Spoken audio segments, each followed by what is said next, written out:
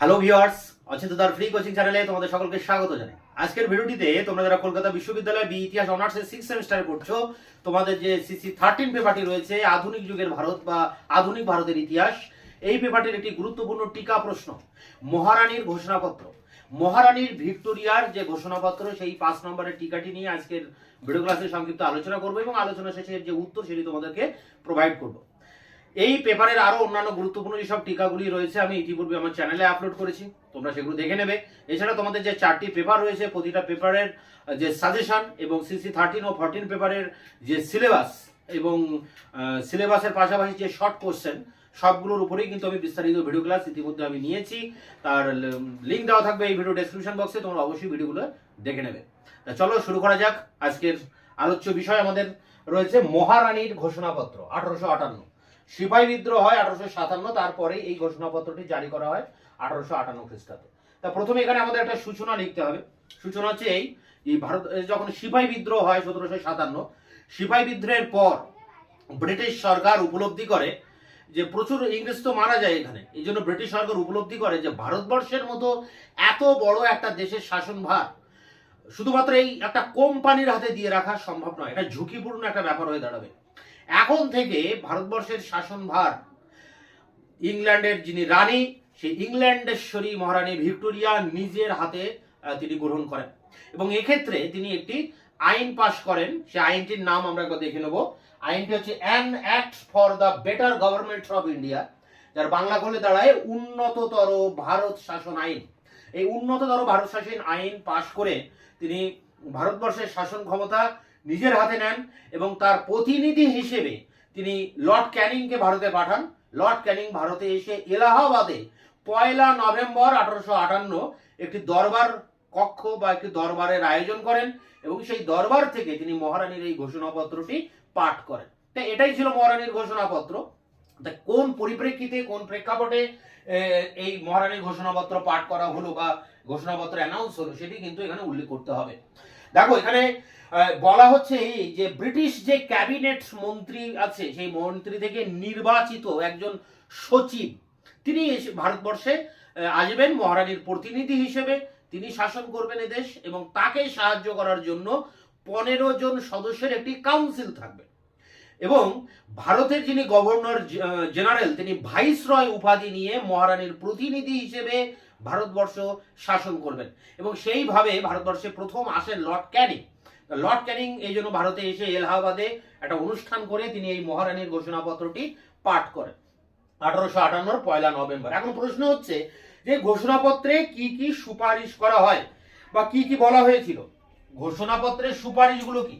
তা ঘোষণাপত্রের সুপারিশ, প্রথম সুপারিশ যে ব্রিটিশ ইস্ট ইন্ডিয়া কোম্পানি এতদিন ধরে যে ভারতবর্ষ শাসন করছে প্রায় 100 বছর, 1757 পলাশির যুদ্ধ থেকে 1857 সিপাহী বিদ্রোহ পর্যন্ত, তো এতদিন পর এইবার ব্রিটিশ ইস্ট ইন্ডিয়া কোম্পানির শাসনের অবসান হবে এবং ভারতবর্ষ ব্রিটিশ সার্বভৌমত্বের অধীনে আসবে। মহারানী ইংল্যান্ডেশ্বরী মহারানী ভিক্টোরিয়া নিজের হাতে ভারতবর্ষের শাসন ক্ষমতা নিজের হাতে নেবেন এবং তিনি শাসন ব্যবস্থা পরিচালনা করবেন। এবং পাশাপাশি আরো বলা হচ্ছে যে সত্য বিলোপ নীতি লর্ড ডালহৌসি যেটা চালু করেন, যাকে কেন্দ্র করে সিপাহী বিদ্রোহটা হয়েছিল এক কথায় বলা যায়, তা সেই সত্য বিলোপ নীতি পরিত্যক্ত হবে এবং দেশীয় রাজ্যগুলির সাথে ইস্ট ইন্ডিয়া কোম্পানি যেসব চুক্তিগুলো করেছিল সেই চুক্তিগুলোকে মেনটেন করা হবে, বজায় রাখা হবে এবং দেশীয় রাজারা তারা দত্তক পুত্র গ্রহণ করতে পারবেন এবং যোগ্য যারা ভারতীয় তাদেরকে সরকারি চাকুরিতে নিয়োগ করা হবে। এছাড়া ভারতীয়দের যে সামাজিক কোনো ব্যাপারে বা ধর্মীয় কোনো ব্যাপারে আর ব্রিটিশ সরকার হস্তক্ষেপ করবে না এবং দেশীয় রাজ্যগুলির যে আভ্যন্তরীণ ব্যাপার সে ব্যাপারে হস্তক্ষেপ করা হবে না এবং পাশাপাশি আর কোনো নতুন রাজ্য কিন্তু দখল করা হবে না। তা অনেকগুলো ভালো ভালো ঘোষণা কিন্তু মহারানী ভিক্টোরিয়া করেছিলেন, হ্যাঁ, কিন্তু যদিও আমরা দেখছি যে এই ঘোষণাপত্রের এই সুপারিশগুলি বা এই ঘোষণাগুলি কিন্তু সঠিকভাবে মানা হয়নি। তাই ঐতিহাসিক বিপানচন্দ্র এই মহারানীর ঘোষণাপত্রকে বলছেন রাজনৈতিক ধাপ্পা। এই মহারানীর ঘোষণাপত্রের যে সুপারিশগুলি সেগুলি সঠিকভাবে মানা হয়নি, এটি ছিল একটি রাজনৈতিক ধাপ্পা। তাই মূল্যায়নে এটা বলা যায় যে মহারানী ভিক্টোরিয়া ভারতবর্ষে যে 100 বছর ব্রিটিশরা শাসন করছে বা করেছিল, তার যে ক্ষত তৈরি হয় সেই ক্ষতে প্রলেপ দেওয়ার জন্য তিনি এই তার ঘোষণাপত্রের মাধ্যমে তিনি অনেকগুলো সুপারিশ করেন, অনেক কিছু ভালো ভালো পরামর্শের কথা তিনি বলেন, যে ভালো ভালো নীতির কথা তিনি বলেন ভারতীয়দের জন্য। তিনি এও বলেছিলেন যে এখন থেকে এই যে মহাবিদ্রোহের সময় যেসব প্রত্যক্ষ হত্যাকাণ্ডে যারা জড়িত ছিল তাদেরকে বাদ দিয়ে বাকি সমস্ত বন্দীদের মুক্তি দেওয়া হবে, বাজেয়াপ্ত সম্পত্তি ফিরিয়ে দেওয়া হবে। যদিও এগুলো কিন্তু সঠিকভাবে মানা হয়নি, তাই এটাকে রাজনৈতিক ধাপ্পা বলছেন বিপানচন্দ্র। তা যাই হোক, এই মহারানীর ঘোষণাপত্রের মধ্য দিয়ে যে আইন পাশ করা হয় সেই আইন কিন্তু 1919 খ্রিস্টাব্দের যে ভারত শাসন আইন, সেই ভারত শাসন আইন পর্যন্ত এই যে 60 বছর ব্রিটিশ শাসনের যে ভিত্তি, সেই ভিত্তিটা কিন্তু তৈরি করে দিয়ে গিয়েছিল। ভারতীয়দের চোখে এটা রাজনৈতিক ধাপ্পা হতে পারে, কিন্তু ব্রিটিশ ঐতিহাসিকদের চোখে এই মহারানীর ঘোষণাপত্র ছিল ভারতের ইতিহাসে একটা জল বিভাজিকা, একটি ম্যাগনা কার্টা হিসেবে তারা কিন্তু এটাকে উল্লেখ করেছেন। যদিও ডক্টর রমেশচন্দ্র মজুমদার একটা শেষ কথা বলেছেন যে মহারানীর শাসনকাল ছিল ভারতবর্ষে প্রতিশ্রুতি ভঙ্গের অধ্যায়। তিনি যা যা প্রতিশ্রুতি দিয়েছিলেন তা কিন্তু মানা হয়নি, মেনটেন করা হয়নি। তো সংক্ষেপে আমরা যদি দেখি তাহলে কি দেখবো, যে 1857 সিপাহী বিদ্রোহের পর মহারানী ভিক্টোরিয়া নিজের হাতে ভারতবর্ষের শাসন ক্ষমতা দখল নিজের হাতে নেন এবং একটি আইন পাশ করেন, an act for the better government of India, উন্নত ভারত শাসন আইন। সেই আইন অনুযায়ী বলা হয় যে ব্রিটিশ পার্লামেন্টের মন্ত্রিসভা থেকে নির্বাচিত একজন সচিব ভারতবর্ষে শাসন করবেন মহারানীর প্রতিনিধি হিসেবে, তাকে সাহায্য করবে 15 জন কাউন্সিলের একটি দল, এবং ভারতের যিনি গভর্নর জেনারেল, সেই গভর্নর জেনারেল এখন থেকে ভাইসরয় উপাধি নিয়ে তিনি ভারতবর্ষে শাসন করবেন। তো এইভাবে লর্ড ক্যানিং ভারতবর্ষে আসেন। তিনি এলাহাবাদে এসে 1 নভেম্বর মহারানীর ঘোষণাপত্রটি পাঠ করেন একটি দরবারের ভিতর দিয়ে।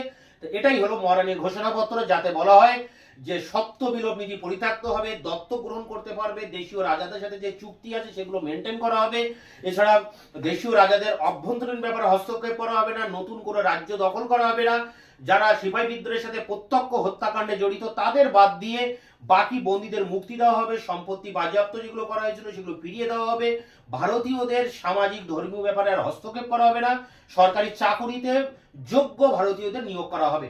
যদিও মহারানীর ঘোষণাপত্রের অনেক প্রতিশ্রুতি কিন্তু মানা হয়নি, হ্যাঁ, এই জন্য বিপানচন্দ্র একে রাজনৈতিক ধাপ্পা বলেছেন। অ্যাকচুয়ালি মহারানী দীর্ঘদিন 100 বছরের যে ব্রিটিশ শাসনের যে ক্ষত হয়েছিল সেই ক্ষতে প্রলেপ দেওয়ার জন্য তিনি এই সুপারিশগুলো করেছিলেন, এবং এই সুপারিশ অনুযায়ী যে আইন পাশ হয় সেই আইন 1919 খ্রিস্টাব্দ পর্যন্ত ভারত শাসন আইন পর্যন্ত 60 বছর ব্রিটিশ শাসনের ভিত্তি রচনা করে। ব্রিটিশ ঐতিহাসিকদের চোখে এই আইন ছিল ভারতের ইতিহাসে একটা ম্যাগনা কার্টা, একটা জল বিভাজিকা। যদিও রমেশচন্দ্র মজুমদার বলেছেন মহারানীর ঘোষণাপত্র ছিল বা তার শাসনকাল ছিল প্রতিশ্রুতি ভঙ্গের অধ্যায়। এই হলো এর সংক্ষিপ্ত আলোচনা। এবার এর নোটসটা নিয়ে আমি এবার অন স্ক্রিনে আলোচনা করব। BA history honours 6 semester CC 13 মহারানীর ঘোষণাপত্র 1858 প্রশ্নমান 5। উত্তরটি এভাবে লিখবে। মহাবিদ্রোহ দমন করার পর ভারতে ব্রিটিশ শাসন ব্যবস্থায় প্রভূত পরিবর্তন করা হয়। মহারানী ভিক্টোরিয়ার প্রতিনিধি রূপে ভারতে এসে ভাইসরয় ক্যানিং এলাহাবাদে অনুষ্ঠিত এক দরবারে যে ঘোষণাপত্র পাঠ করেন 1858 1 নভেম্বর, তা মহারানীর ঘোষণাপত্র নামে পরিচিত। প্যারা করে সিপাহী বিদ্রোহ ঘটে যাওয়ার পর ব্রিটিশ কর্তৃপক্ষ ঔপনিবেশিক ভারতের শাসনভার আর ব্রিটিশ ইস্ট ইন্ডিয়া কোম্পানি নামক একটি বাণিজ্যিক প্রতিষ্ঠানের হাতে রাখতে সাহস পেল না। ব্রিটিশ কর্তৃপক্ষ ব্রিটিশ পার্লামেন্টে উন্নততর ভারত শাসন আইন, an act for the better government of India পাশ করায়। এই আইনের বলে ভারতের শাসনভার মহারানী ভিক্টোরিয়ার হাতে তুলে দেওয়া হয়। ইংরেজ কর্তৃপক্ষ সিদ্ধান্ত নেয় যে এখন থেকে ঔপনিবেশিক ভারতবর্ষ শাসন করবে ব্রিটিশ ক্যাবিনেট মন্ত্রী থেকে নির্বাচিত একজন সচিব। এই সচিবকে শাসন কার্যে সাহায্য করার জন্য থাকবে 15 জন সদস্য বিশিষ্ট একটি কাউন্সিল। এভাবেই মহারানী এর প্রতিনিধি রূপে গভর্নর জেনারেল ভাইসরয় উপাধি ধারণ করে ঔপনিবেশিক ভারতের শাসন বা প্রশাসন পরিচালনা করবে। এরপরে দেখো প্যারা করে মহারানীর ঘোষণায় বলা হয় যে এখানে 1 2 করে লিখতে হবে। 1, কোম্পানির শাসনের অবসান ঘটিয়ে ভারতবর্ষকে ব্রিটিশ সার্বভৌমত্বের অধীনে আনা হয়েছে। এখন থেকে গভর্নর জেনারেল ভাইসরয় হিসেবে পরিচিত হবেন। 2, সত্য বিলোপ নীতি পরিত্যক্ত হবে এবং দেশীয় রাজ্যগুলির সঙ্গে কোম্পানি ইতিপূর্বে যেসব চুক্তি করেছে সেগুলো মেনে চলা হবে।